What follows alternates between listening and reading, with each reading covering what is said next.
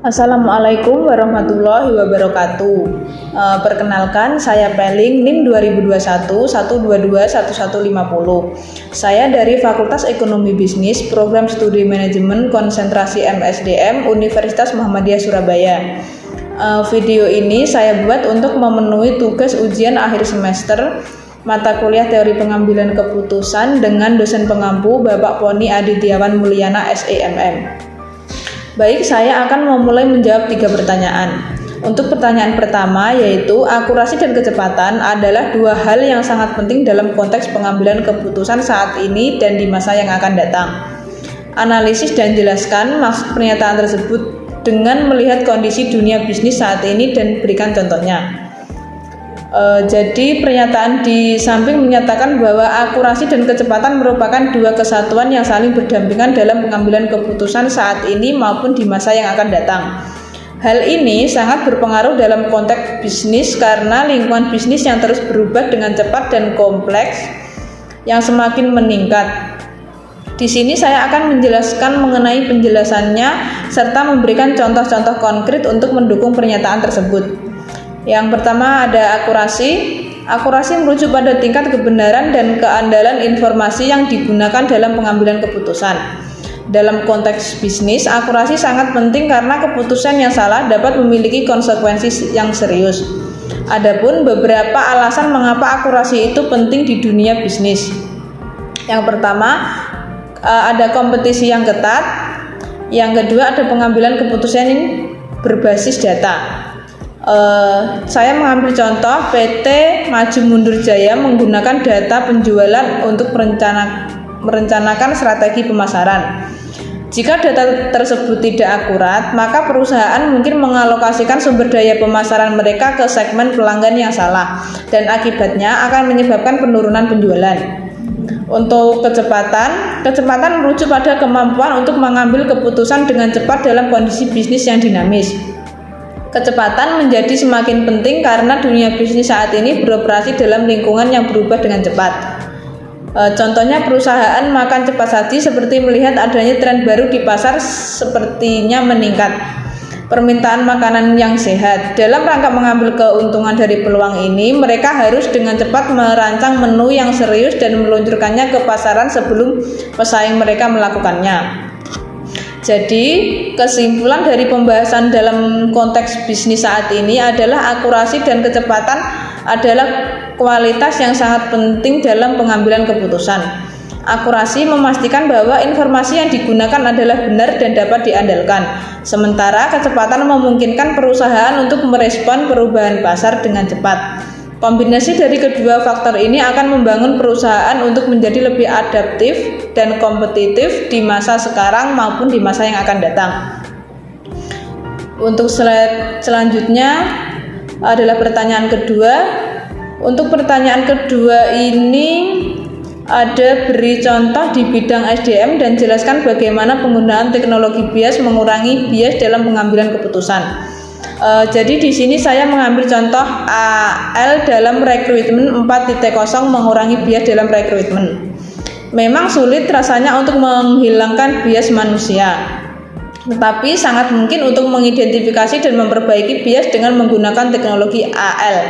AL di rekrutmen 4.0 berfungsi untuk mencocokkan dan menyediakan profil kandidat dari berbagai sumber talent pool yang dan disesuaikan dengan kebutuhan perusahaan. Selain itu, AL juga berperan untuk menyaring setiap kebutuhan perusahaan. Selain itu, AL juga berperan untuk menyaring setiap lamaran yang masuk dengan melihat dan mempelajari keterampilan para kandidat. Kemudian, setiap kandidat akan merekomendasikan ke lowongan pekerjaan yang sesuai dengan keterampilan mereka tersebut. Dengan menggunakan teknologi AL, recruiter tidak perlu lagi bersusah payah untuk menyaring setiap kandidat secara manual. Selain bisa menghemat waktu, ini bisa membantu menyaring kandidat dengan lebih akurat.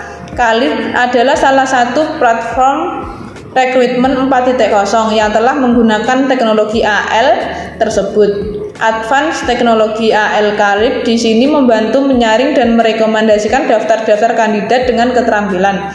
pengalaman, dan preferensi yang sesuai dengan kebutuhan recruiter. Teknologi ini sangat membantu mempersingkat waktu dan menyortir dan menemukan kandidat yang paling sesuai dengan kebutuhan perusahaan. Selain mempersingkat waktu, mereka juga merasa konsep ini membantu mereka dalam menemukan kandidat yang sesuai dengan kebutuhan perusahaan dengan mudah. Selain itu, masih ada fitur-fitur kealif lainnya yang akan lebih memudahkan para recruiter saat melakukan proses rekrutmen sehingga proses ini bisa menjadi lebih efektif dan efisien. Untuk slide selanjutnya ada pertanyaan ketiga. Jelaskan sesuai teori proses pengambilan keputusan secara urut dan terperinci terkait keputusan rekrutmen karyawan baru untuk posisi customer service dan supervisor. Pilih salah satu, lalu buat simulasi dan analisis decision matrix-nya dengan menggunakan 5 alternatif kandidat karyawan dan 5 kriteria. Baik, di sini saya memilih supervisor. Di samping sudah ada perhitungan metrik keputusan posisi supervisor. Di dalam matriks ini dijelaskan bahwa ada 5 kandidat karyawan, yaitu ada Peter, Vanessa, Elsa, Anggia, dan Lydia. Dan juga ada 5 kriteria, yaitu yang pertama ada inovatif dengan bobot 20%. Kenapa kok 20%? Karena untuk menjadi supervisor, seseorang harus berinovatif agar mampu mengembangkan perusahaan untuk kedepannya. Yang kedua, disiplin dengan bobot 10%. Kenapa kok 10%? Karena karyawan yang sudah terbiasa disiplin akan membawa dampak dan pengaruh baik untuk karyawan lainnya. Selanjutnya ada inspiratif dengan bobot 30%. Kenapa kok 30%? Karena kriteria ini termasuk kriteria paling berbobot, karena seorang supervisor akan dianggap berhasil apabila mampu menginspirasi anak buahnya atau bawahannya.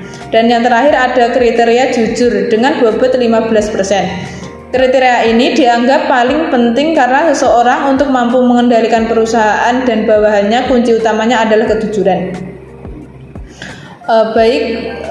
Sekarang di slide ini saya akan jelaskan perhitungannya. Untuk kandidat pertama, Peter, nilai kriteria inovatif 40 dikali 20% dari bobot inovatif. Selanjutnya nilai disiplinnya 60 dikali 10% dari bobot disiplin. Selanjutnya untuk nilai inspiratif ada 80 dikali 30% dari nilai dari bobot inspiratif.